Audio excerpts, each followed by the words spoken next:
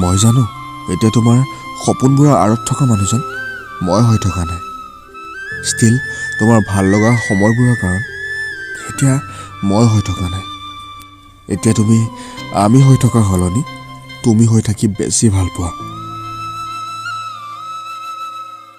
দিনটোৰ শেষত কি কৰিছা বুলি নুসুধি গুড নাইট বুলি কৈ বেছি ভাল পোৱা।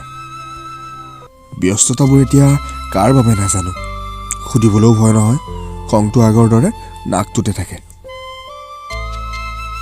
কথাবোৰ এতিয়া এনেকুৱা ধৰণৰ, পৰিস্থিতিবোৰ এতিয়া এইটো পৰ্যায়ৰ। সময়বোৰ যেন কেৱল তোমাৰ হোৱাটছআপৰ ষ্টেটাছ দিবৰ বাবে আবদ্ধ হৈ থাকে।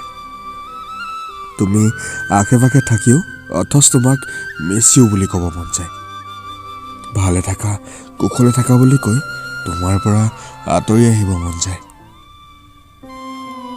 কাৰণ মই জানো তুমি এতিয়া মোৰ হৈ থকা নাই।